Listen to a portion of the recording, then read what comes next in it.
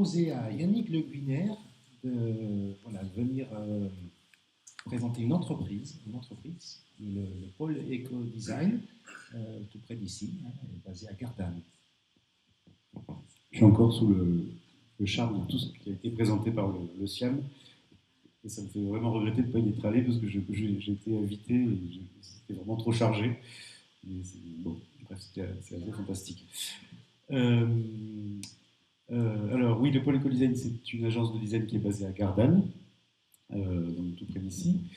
C'est une agence de design, comme son nom l'indique, le pôle éco-design, qui est spécialisé en éco-conception, donc qui mène une réflexion sur l'impact environnemental de ce qu'elle conçoit, produit, réalise, met en œuvre, elle-même ou pour ses clients, avec trois grands champs d'activité. Je dirais, de manière classique, on conçoit et réalise des espaces, des produits, des aménagements intérieurs, extérieurs. La spécificité, c'est qu'on les fait de façon participative. Alors, en amont, on associe les usagers à la définition de leurs besoins. Enfin, c'est eux qui nous donnent leurs besoins. On définit avec eux l'espace, avec des petites maquettes qu'on manipule, qui bidouillent, qui permettent de faire remonter un peu les usages, les conflits. Donc, il faut construire ensemble un consensus d'aménagement. Ça se fait avec des gamins de 8 ans, avec des éducateurs, avec les parents, avec les nounous. Tout le monde est autour de la table et tout le monde croise le regard de l'autre en termes de besoins, de contraintes. Et je veux dire, ça permet d'arriver à une construction collaborative et consensuelle. C'est-à-dire qu'on n'arrive pas avec un aménagement tout fait, mais il est co-construit ensemble et chacun prend aussi en compte le regard de l'autre. Et du coup, on arrive à des choses où les gens ne sont pas forcément des usagers directs, mais qui comprennent le positionnement de l'autre et se disent, bah oui, bah là, c'est ça qu'il faut faire. Oui, alors quelques exemples. Pour la ville de Salon, sur un centre social, où on a proposé du mobilier. Et donc là, ce qui a été privilégié, c'est du mobilier de détente. Il y avait déjà des jeux pour enfants, et donc ça a été du mobilier pour les jeunes, pour les éducateurs, pour les mamans, pour les nounous. Et petite particularité, sur un autre projet toujours à Salon, les usagers nous ont dit, mais nous, sur cette place, dès qu'il y a un petit peu de Mistral, on ne peut plus en profiter, c'est en plein vent, on est dans un boulot, et on peut plus, il nous faudrait des paravents. Et on est revenu lors de la deuxième réunion avec le mobilier, dont des paravents, qui servaient de grands dossiers, orientés comme il fallait en fonction de la direction des bâtiments. Et c'est les habitants eux-mêmes qui nous ont dit ça vient de là, donc on va les orienter comme ça, on va créer des petites alcôves conviviales, et là nous on va se réunir ici. Et voilà. Et ça c'est ce qu'on peut pas, c'est ce qu'un designer peut pas ou un architecte ne peut pas faire dans son bureau en dessinant. Il faut qu'il soit sur le terrain, et il faut que les gens soient experts de leur usage. Il faut qu'on recueille cette parole-là. Et avec nos méthodes, si vous voulez, à la fin de la dernière réunion de concertation, il peut y avoir 2 ou 3 réunions, les gens ont la maquette de ce qui va être fait sous les yeux, et 2 ou 3 mois après maximum, ce qu'ils ont vu dans la maquette est posé échelle 1 sur place. Donc on évite aussi le côté frustration de encore une démarche qui va prendre des mois et on n'en voit plus pas le résultat, parce qu'en fait on conçoit en amont, on accompagne la mise en œuvre. C'est-à-dire que nous on est capable de le faire, on a un atelier qui peut se déplacer, et quand on dit participation, on s'intègre aussi au milieu économique et associatif local. C'est-à-dire qu'on ne va pas tout faire, on va se mettre en lien avec les associations d'insertion sur place, et on va associer leur public, leurs jeunes, à la fabrication. C'est-à-dire qu'on va venir au moment où nous, on est indispensable, au moment des phases clés ou des phases délicates, et après on va s'associer avec cette association en disant bah, ça, c'est à vous de le mettre en œuvre sur place avec les usagers de la ville de Salon, de Gardanne d'ailleurs. Donc on accompagne la démarche en amont, en co-conception. Le travail de designer de formalisation, on le fait. Et puis après, on accompagne la démarche en aval pour la pose sur site avec les usagers, les gens des quartiers eux-mêmes en formation. Ça peut être, on peut aussi accompagner ça avec les entreprises professionnelles comme des pièces particulières, la découpe laser, des choses comme ça. Hein. C'est un melting pot de savoir-faire sur le territoire. Alors ça nous est arrivé de la même façon qu'on lorsqu'on essaie de valoriser les ressources humaines locales, on part du principe, ça c'est le principe de la marcotte, cette ferme urbaine qu'on développe avec l'Institut Inspire, on dit mais voilà le lieu du projet, de quelles ressources dispose-t-on autour de ce projet pour répondre à ce besoin. J'en parlerai peut-être tout à l'heure. Et donc c'est là qu'on va, on parle d'économie circulaire, hein, on va faire un recensement de toutes les ressources en matière première naturelle ou en matière recyclée dont on dispose pour créer l'équipement. Donc ça c'est, je dirais, le produit, agencement, espace intérieur, espace extérieur, c'est notre cœur de métier. On est aussi beaucoup sollicité pour des démarches d'intelligence collective, de design de service. Là, c'est un peu ce qui a été expliqué par rapport au CIAM, où là, en tant que designer, on n'apporte pas de solution, on apporte des outils de médiation, des outils d'intelligence, des outils de projection, de planification, d'idéation. Donc on nous pose une problématique. Je voudrais que les participants arrivent à l'issue de l'atelier à répondre à telle et telle problématique. Et nous, à nous de dire, mais qu'est-ce qu'on va leur mettre entre les mains pour qu'ils puissent répondre. Et selon les principes de l'intelligence collective, plus les regards sont différents, hein, c'est ce que disait Chloé de Luciane, plus le projet va être riche. Parce que les regards vont se croiser, et non pas, quand on réunit des experts du même domaine, ben on a une discussion entre experts, mais là, au contraire, on a des discussions où les regards se croisent, et on a des expériences avec la région PACA sur l'émergence de l'université régionale des métiers qui ouvre en 2019. Donc 4 CFA et 3 centres de ressources vont se retrouver, alors qu'ils sont dispatchés dans Marseille, sur le même site. Et il fallait qu'ils apprennent à collaborer, à mutualiser. Et alors des fois c'est facile quand on travaille sur un espace, et des fois quand on travaille sur des thèmes comme la gouvernance, c'est du conceptuel pur. Et là il faut mettre des outils entre les mains pour réfléchir à la gouvernance. Donc c'est un peu là qu'on fait appel à nous.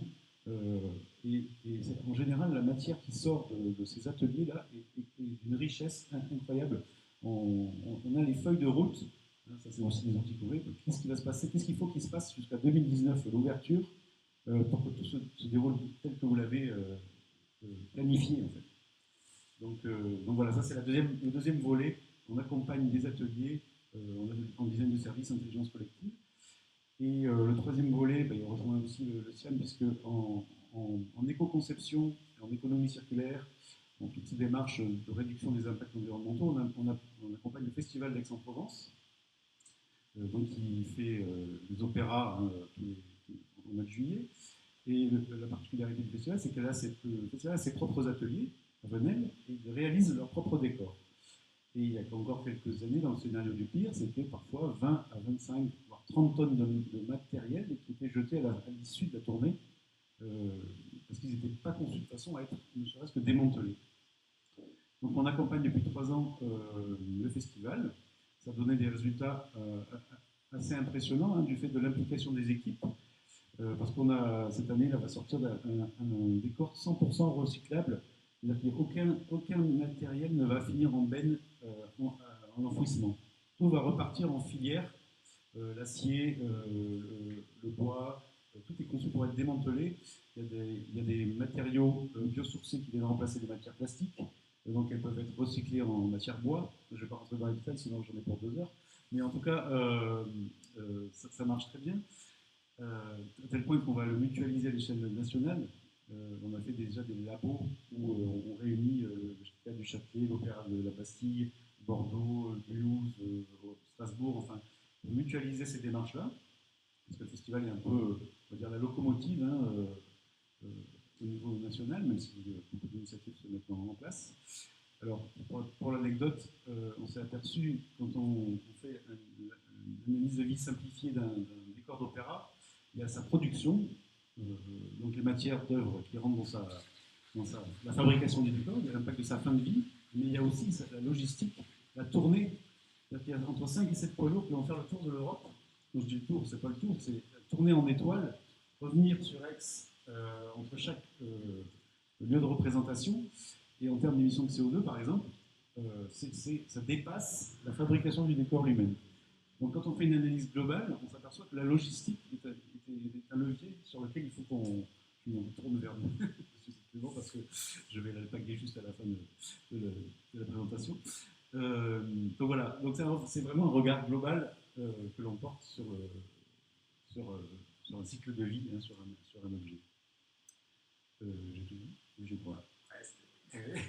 Est-ce que il y avait pour résumer un petit peu, enfin, c'est pas résumé, mais il y a ce qui est frappant dans ce que vous faites, c'est le fait que vous essayez de designer des objets, mais aussi des services, des lieux, des événements. Donc c'est cet aspect un peu global qui fait immanquablement un peu penser par cette méthode enfin, qu'on suit beaucoup, qui est le design thinking.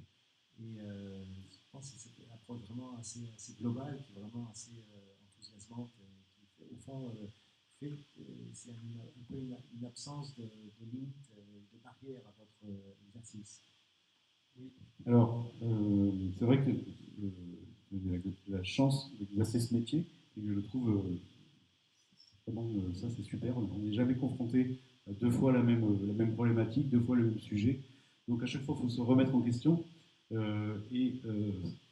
a la chance de pouvoir, grâce à ces méthodes, de pouvoir le partager avec les gens.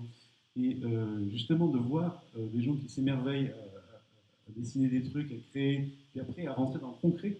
Hein, parce que quand on rentre dans le dur, ben, on va jusqu'à faire des ateliers où les gens manipulent. Et il y a des personnes qui nous ont dit, mais c'est la première fois que je touche une scie à ruban, et avec la banane. C'est la première fois que je fais quelque chose avec mes mains. Donc c'est vraiment le partage de ce métier-là, quel que soit le sujet finalement. Et puis la remise en question, ça fait partie de notre travail, c'est-à-dire qu'il y a des sujets sur lesquels on n'est pas forcément au taquet. Il va falloir non pas devenir des experts de ce sujet, mais s'en emparer. Et il y a une phase d'acculturation à chaque fois qui fait partie de l'intérêt du métier.